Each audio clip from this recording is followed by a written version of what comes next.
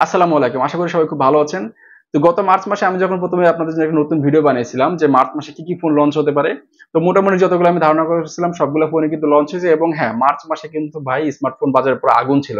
অর্থাৎ আমরা বেশ দারুণ কিছু স্মার্টফোন কিন্তু মার্চ মাসে দেখতে পেয়েছি। তো এপ্রিল কিন্তু আরো ইন্টারেস্টিং হতে চলেছে। এপ্রিলে কিন্তু আসলে খুব ভালো স্মার্টফোন আমরা দেখতে যাচ্ছি এবার। তো চলুন বেশি কথা না বলে আমরা দেখে নিই যে এপ্রিল মাসে কি ফোন লঞ্চ হতে পারে। যদিও কিন্তু আমি এখানে সবগুলা ফোন কভার করতে পারিনি। আমি টপ কি ফোন আসতে পারে সেগুলো নিয়ে মূলত ভিডিওটি বানাচ্ছি। তো চলুন শুরু করা যাক। এপ্রিল মাসের প্রথম ফোনটি কিন্তু লঞ্চ হতে পারে মোটরোলার পক্ষ থেকে, অর্থাৎ মোটরোলা S60 ফিউশন। তো আমি যদি অনেকে আমাকে প্রশ্ন করেন যে ভাই মোটরোলা S60 ফিউশন দিয়ে কেন, কারণ হচ্ছে গত বছর কিন্তু যারা মোটামুটি স্মার্টফোন বাজার সম্পর্কে খোঁজ খবর রাখেন তারা জেনে থাকবেন যে তাদের যে মোটরোলা S50 ফিউশন ছিল সেটা কিন্তু খুবই জনপ্রিয় হয়েছিল। যদিও মোটরোলা S50 সিরিজের সাথে কিন্তু তারা বেশ কয়েকটা ফোন লঞ্চ করেছিল, কিন্তু তার মধ্যে সবচেয়ে বেশি জনপ্রিয় হয়েছিল হলো মোটরোলা S50 ফিউশন। তো তারই ধারাবাহিকতায় কিন্তু তারা সেই জনপ্রিয়তা বজায় রাখার জন্য এবার কিন্তু তারা মোটরোলা S60 ফিউশন মডেলটি প্রথমে লঞ্চ করছে। যদিও এই সিরিজে আরো কিছু ফোন থাকবে, হয়তোবা তারা ধীরে ধীরে সেগুলো লঞ্চ করবে।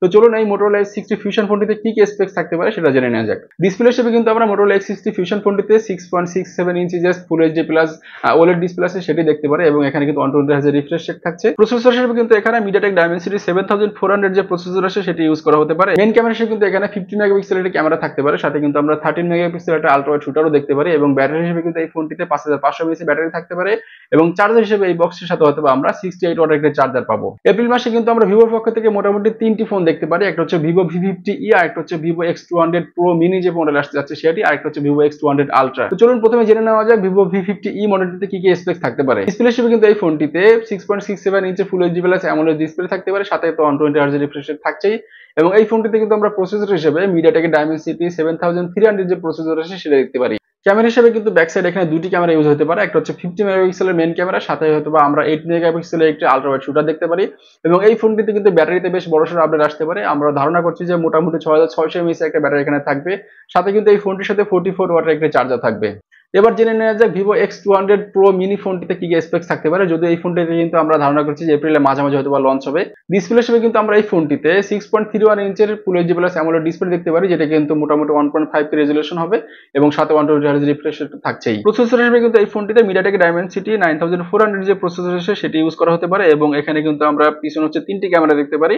একটা হচ্ছে Sony IMX এর যে 50 মেগাপিক্সেলের ক্যামেরা আছে সেটি, আরেকটা হচ্ছে 50 মেগাপিক্সেল আলট্রা ওয়াইড, আরেকটা হচ্ছে 50 মেগাপিক্সেলের মেইন শুটার এবং এই ফোনটিতে কিন্তু 5700 mAh ব্যাটারি থাকতে পারে, সাথে কিন্তু 90 ওয়াটের ওয়াইড এবং ওয়্যারলেস চার্জিং সাপোর্ট থাকবে। চলুন এবার কথা বলা যাক এই বছরে ভিভোর কিন্তু সবচেয়ে বেশি হাইপ ক্রিয়েট করা phone Vivo X200 ultra phone নিয়ে। এই ফোনটিতে কি স্পেক্স থাকতে পারে চলুন আমরা সেটি দেখে নিই। 6.82 ইঞ্চের QHD plus L2PA OLED display থাকতে পারে, সাথে তো 120 হার্জ রিফ্রেশ রেট থাকছেই এবং প্রসেসরে কিন্তু বেশ দারুণ একটি আপডেট এখানে আসছে। প্রসেসর হিসেবে কিন্তু আমরা এই ফোনটিতে স্ন্যাপড্রাগন 8 এলিট যে প্রসেসর আছে সেটি দেখতে পারি। RAM হিসেবে হয়তো আমরা এখানে একটি ভ্যারিয়েন্টই পাবো, সেটা হচ্ছে 16 জিবি ভ্যারিয়েন্ট এবং এখানে ROM এ কিন্তু আমরা বেশ ভালো আপডেট পাচ্ছি। স্টোরেজে কিন্তু আমরা এই ফোনটিতে বেশ ভালো আপডেট দেখতে পাচ্ছি, হয়তো দুইটি স্টোরেজের ভ্যারিয়েন্ট এখানে থাকবে, একটা হচ্ছে 512 জিবি ভ্যারিয়েন্ট আর একটা হচ্ছে 1 টেরাবাইটের যে ভ্যারিয়েন্ট আছে সেটি।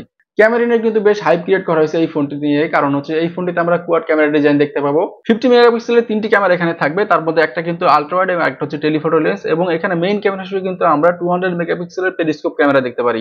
6000 mAh ব্যাটারি থাকতে পারে এই ফোনটিতে, সাথে কিন্তু 90 ওয়াটের চার্জার এবং হ্যাঁ, এই ফোনটিতে আমরা মোটামুটি এখন পর্যন্ত ফাইনাল ডেট হচ্ছে যে এপ্রিলের শেষের দিকে রিলিজ হবে মার্কেটে। OnePlus এর পক্ষ থেকে মাত্র একটি ফোন এই এপ্রিল মাসে রিলিজ করা হবে, যদিও কিন্তু সেটি গ্লোবালি লঞ্চ হবে পরে এবং আমরা হয়তো এপ্রিলের শেষে চায়নাতে এই ফোনটি লঞ্চ হতে দেখতে পারি। সেটা হচ্ছে OnePlus এর 13 মিনি যে ফোন আছে সেটি, মূলত এটি হচ্ছে OnePlus 13 যে সিরিজ আছে সেটার একটি সাকসেসর ফোন। ডিসপ্লে হিসেবে কিন্তু এই ফোনটিতে 6.3 ইঞ্চের 1.5K রেজুলেশনের অ্যামোলেড ডিসপ্লে থাকতে পারে, সাথে 120 হার্জ রিফ্রেশ রেট। প্রসেসর হিসেবে এই ফোনটিতে স্ন্যাপড্রাগনের 8 এলিট যে প্রসেসর আছে সেটি ইউজ করা হতে পারে এবং আমরা কিন্তু ক্যামেরা হিসেবে ব্যাক ডিজাইনে এবার তিনটি ক্যামেরা এখানে দেখতে পারি, দুইটি 50 মেগাপিক্সেলের ক্যামেরা এবং একটি হচ্ছে 8 মেগাপিক্সেলের ক্যামেরা। 6000 mAh এর ব্যাটারি থাকতে পারে ফোনটিতে, সাথে কিন্তু 8 ওয়াটের চার্জার। এপ্রিল মাসের শেষে কিন্তু আমরা ওপ্পোর পক্ষ থেকে ওপ্পো ফাইন্ড X8 আলট্রা যে মডেল আসছে হচ্ছে সেটি দেখতে পারি। বেশ কিছুদিন যাবত কিন্তু মার্কেটে আমরা এই ওপ্পো ফাইন্ড X8 আলট্রা নিয়ে বেশ আলোচনা দেখছি। তো চলুন এই ফোনটিতে আসলে কি স্পেক্স থাকতে পারে আমরা এক নজরে সেগুলো দেখে নিই। ডিসপ্লে হিসেবে কিন্তু এই ফোনটিতে আমরা এই 6.82 ইঞ্চের 2K রেজুলেশনের অ্যামোলেড ডিসপ্লে দেখতে পারি, সাথে 120 হার্জ রিফ্রেশ রেট। প্রসেসরে কিন্তু বেশ বড়সড় আপডেট আসছে এই ফোনটিতে। আমরা কিন্তু প্রসেসর হিসেবে এই ফোনটিতে স্ন্যাপড্রাগনের 8 এলিট যে প্রসেসর আছে সেটি দেখতে পারি এবং হ্যাঁ, RAM ROM এ কিন্তু বেশ বড় পরিবর্তন আসছে। RAM হিসেবে কিন্তু দুটো ভ্যারিয়েন্ট আমরা এখানে পেতে পারি, একটা হচ্ছে 12 জিবি আর একটা হচ্ছে 16 জিবি যে RAM ভ্যারিয়েন্ট আছে সেটি এবং স্টোরেজে কিন্তু বা এখানে তিনটা ভ্যারিয়েন্ট থাকতে পারে, একটা হচ্ছে 256 জিবি যে ভ্যারিয়েন্ট আছে সেটি, আর একটা 512 জিবি ভ্যারিয়েন্ট আর একটা হচ্ছে 1 টেরাবাইটের ভ্যারিয়েন্ট।